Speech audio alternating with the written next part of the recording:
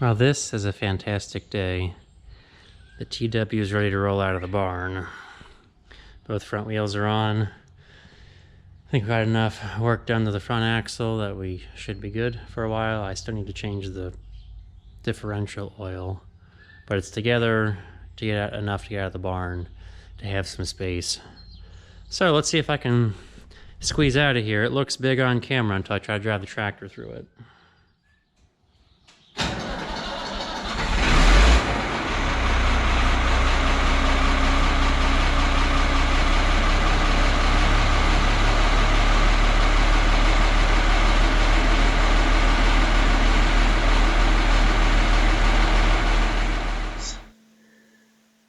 Let's see if I can get the TW out of the barn. Now I got it in here late last summer. I don't think I had all those hay wagons in place. Test out my maneuverability. I'm going to get really close to some stuff. I mean, we have to move these bags of flour that I've been feeding the chickens, but still we're going to get really close to stuff. Like, hit that, and right there we move the camera. It was a squeeze, but we're out. Time for the real adventure. Hello, Bame Farm fans. It is a magnificent day. The TW is out of the barn, ready to roll. We're going on an adventure. Now we can see the gravity wagon, that's bright and orange. The hay spear, that's where to take on a gravity wagon adventure. And the round bale wagon. This is an odd mix, but there's gonna be a whole lot of animal feed involved right here. And well, we shouldn't get stuck because we got 4 wheels to churn mud. So we'll see you guys when we get to where we're going. Just gonna enjoy the lovely blueness.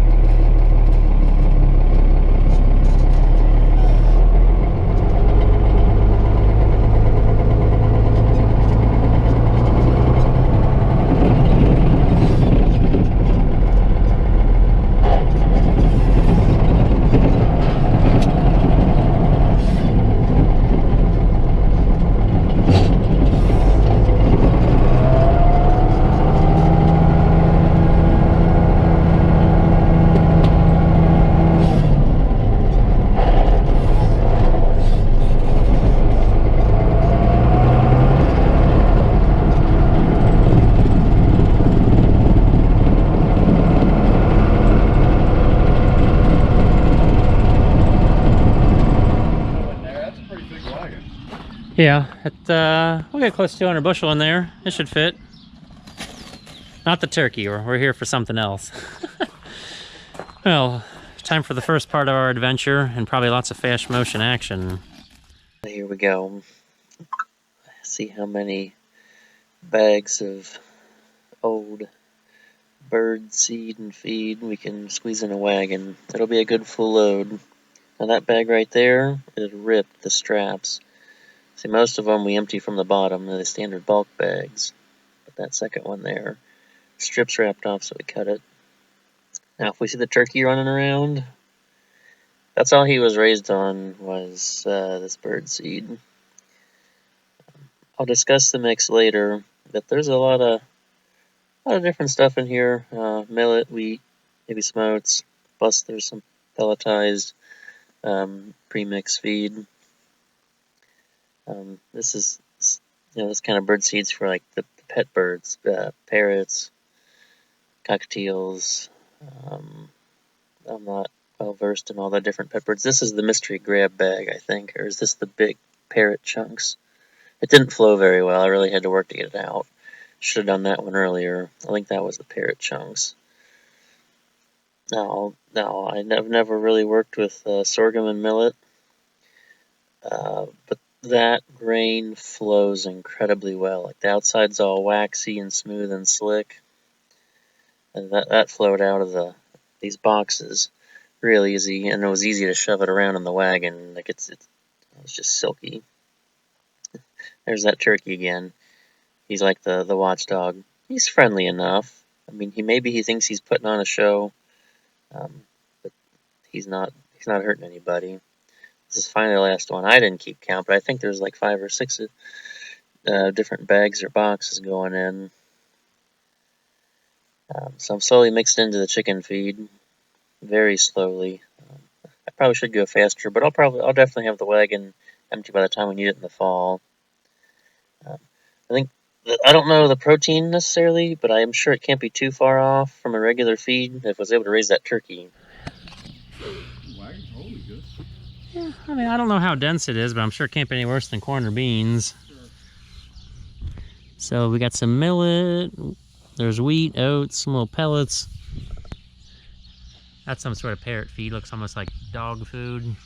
And we kind of missed, there was one bag that was supposed to be, or at least we thought was just peas. Yeah. And it was a whole mystery grab bag of everything. That it was. I had no idea. There was like chili peppers, peanuts, everything. Big, giant logs of stuff. Well, the chicken feed's done. Time for the hay. Now, the hood does need a slight bath, but wasn't that fun loading up the bird feed?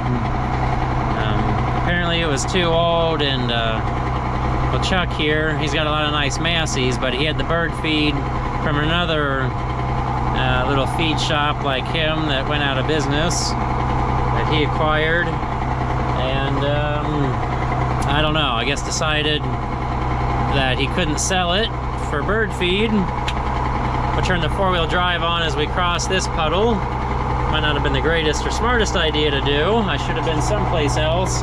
It looks like we're taking on water from the neighbor's field here. We'll park on a nice high spot, maybe get turned around, then we'll start collecting bales on the back here.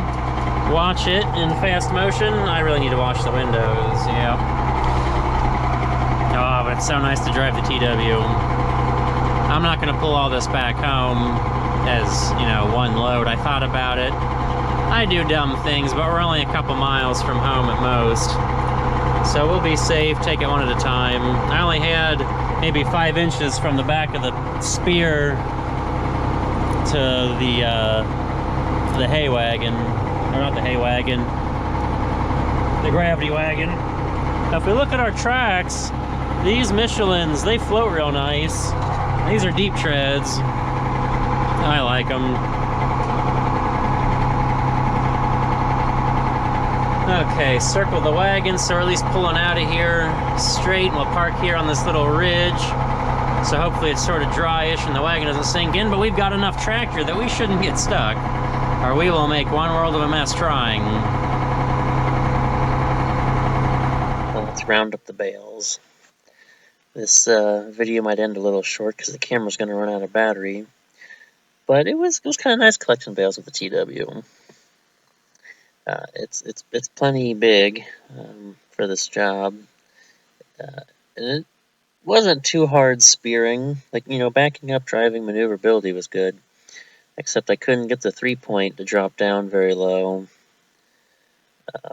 So I only had trouble on a couple bales. Like, these are 4-foot bales, and I'm stabbing them pretty high. I like to be closer to the center, but really it doesn't matter. I mean, the tractor lifts high, but it's only high in comparison to other tractors because it doesn't necessarily drop as low.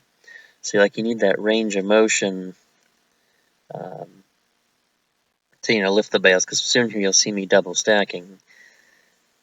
So, yeah, the lower I can spike the bale, theoretically the higher I can lift it. But even though I was spiking these bales high, the tractor lifted high enough to accommodate for that. Here we go on that top layer. Yeah, I made these bales, you know, it was late last season, and I didn't get picking them up. Just because of rain and harvest, and, well, Chuck's fairly easygoing. He wasn't super worried about when I picked him up. Plus, these were kind of out in his cow pasture, and maybe his cows nibbled on a few of them. Minor detail. Oh, we're almost done, I think. A couple more bales. The video doesn't show how much I struggled getting the top layer on at times. But we made it. It's all about picking the perfect bale and stabbing it just right, because there's only maybe an inch or two of clearance, and if you're not centered perfectly, they'll rub.